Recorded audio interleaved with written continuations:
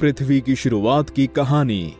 पृथ्वी हमारा घर, सौरमंडल का तीसरा सदस्य, इस असीम ब्रह्मांड में हमारा पता और एकमात्र ग्रह जहां जीवन संभव है।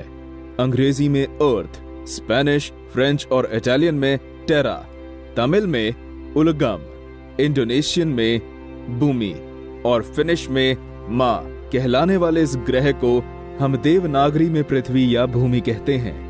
अंतरिक्ष में तैरता हुआ ये नीला गोला अपने गर्भ में ना जाने कितने रहस्यों को छिपाए हुए है। आज पृथ्वी के हर इंच पर जीवों ने कब्जा कर लिया है और उन्नत मानव सभ्यता ने अनेकों खोजे और आविष्कार कर लिए हैं। लेकिन पृथ्वी कैसे बनी और इस पर जिंदगी की शुरुआत कैसे हुई, इससे बड़ा कोई प्रश्न शायद ही हमारे मन में हो। नमस्कार दोस्तों, अनसुनी कहानियां की ज्ञानवर्धक दुनिया में आपका स्वागत है। और आज मैं आपको ले जाऊंगा एक ऐसी यात्रा पर जहां हम जानेंगे कि पृथ्वी का जन्म कैसे हुआ और पृथ्वी पर जीवन की शुरुआत कैसे हुई। हाइड्रोजन और हीलियम से बना एक ठंडा और बड़ा घूमता हुआ बादल, जिसे सोलर नेब्युला नाम दिया गया है, वो ग्रेविटी के प्रभाव में सिकुड़ने लगा और आसपास की गैसें बादल के केंद्र में जमा होने लगी, जिससे कि केंद्र का घनत्व बढ़ गया और इसके साथ उसका तापमान भी।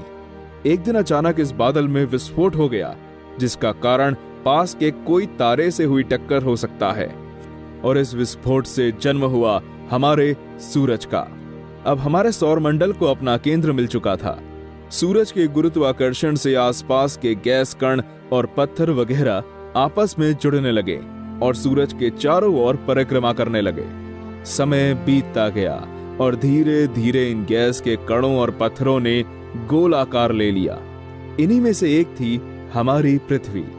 दोस्तों, इस समय हम बात कर रहे हैं आज से लगभग 4.6 अरब साल पहले की। अपने शुरुआती समय में पृथ्वी की सतह का तापमान बहुत ज्यादा था और यहाँ ज्वालामुखी विस्फोट आम थे। इस समय को हेडियन युग नाम दिया गया है। धीरे धीरे गुरुत्वाकर्षण के प्रभाव से सतह के सभी भारी और गर्म पदार्थ केंद्र की तरफ आने लगे। इससे पृथ्वी की सतह ठंडी होने लगी और ज्वालामुखी से निकलने वाली अलग अलग प्रकार की गैसों ने वायुमंडल का निर्माण किया। मगर आज की तुलना में पृथ्वी अब भी बहुत गर्म थी। ये समय आज से करीब 4 अरब साल पहले का है। इस समय पृथ्वी पर पानी की मौजूदगी के कुछ सबूत भी वैज्ञानिकों को मिले हैं। कुछ लोग मानते हैं कि ये पानी धूमकेतुओं के साथ जमी हुई बर्फ के रूप में आया था। ये बर्फ गर्मी के कारण भाप में बदल गई और बादल बनने लगे। ये बादल आज की ही तरह पृथ्वी पर पानी बनकर बरसे और कई करोड़ साल तक ये प्रक्रिया ऐसी ही चलती रही।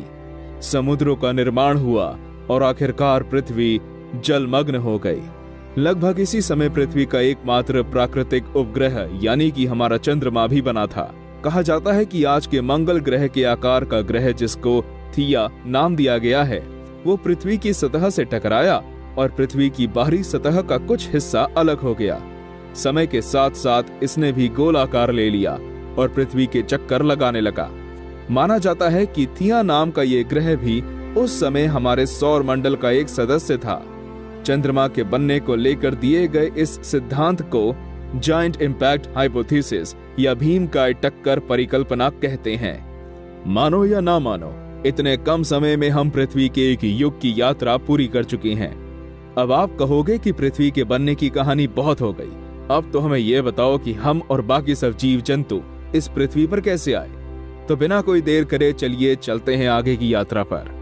हेडियन युग के बाद आता है आर्चियन युग। आज से 3.5 अरब साल पहले शुरू हुए इस युग को जीवन की शुरुआत का युग भी कहते हैं। पृथ्वी पर जीवन की शुरुआत अभी भी एक ऐसी पहेली बनी हुई है जिसे वैज्ञानिक सुलझा नहीं सके। इसको लेकर बहुत से विचार रखे गए हैं, लेकिन सटीक तथ्यों के साथ कुछ ही विचार उपलब्ध हैं। सबसे ज्यादा प्रचलित और मान्य विचार ये है कि समुद्रों में ही जीवन का विकास हुआ है। समुद्रों में पाए जाने वाले तत्वों ने आपस में जटिल रासायनिक अभिक्रियाएं शुरू कर दी और इनके कारण ही समुद्र में जीवन की शुरुआत हुई।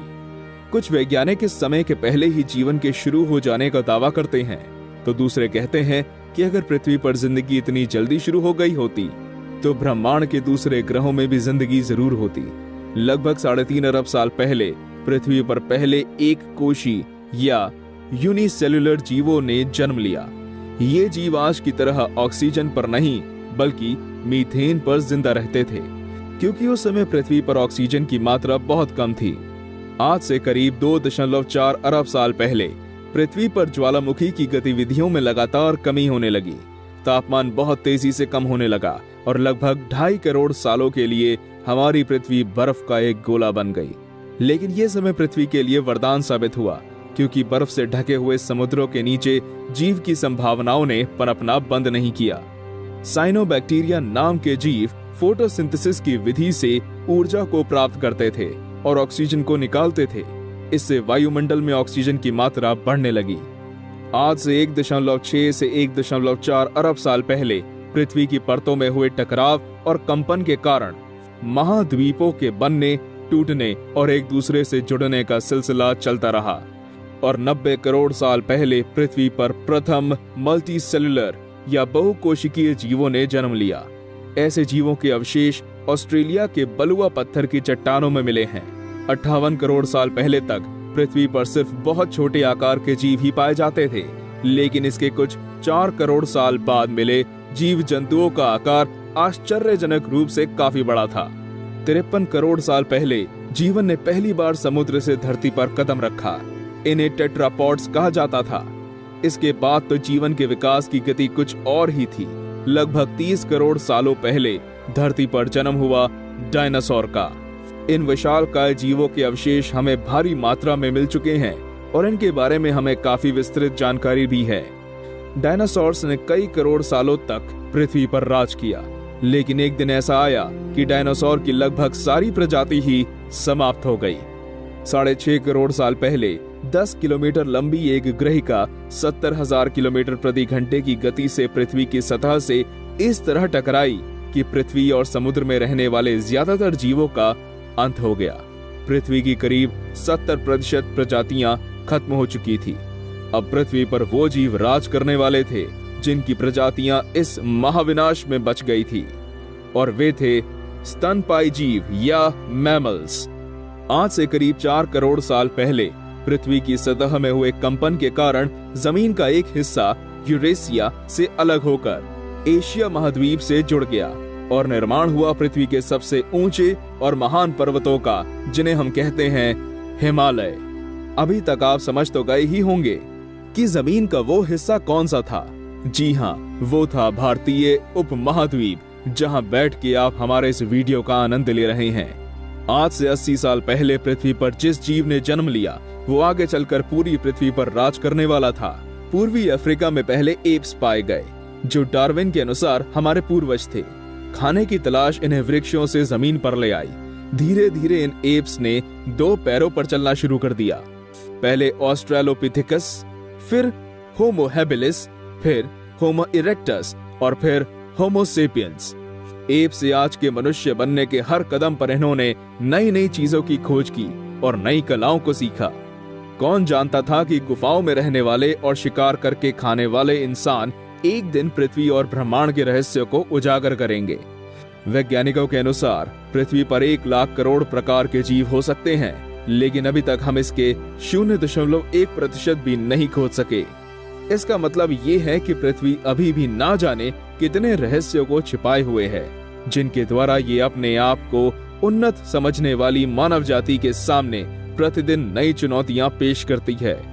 दोस्तों, पिछले कुछ मिनटों में हमने पृथ्वी के 4.6 अरब साल के इतिहास की यात्रा की है।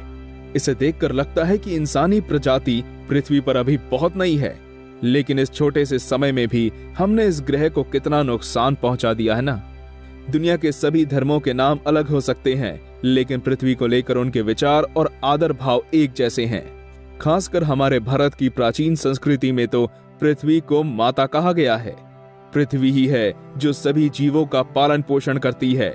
इसलिए मेरा मानना है कि हमें पृथ्वी को बचाने के लिए हर संभव सहयोग देना चाहिए। दोस्तों, आज के लिए बस इतना ही। आपको हमारा ये वीडियो कैसा लगा, कमेंट करके जरूर बताएं।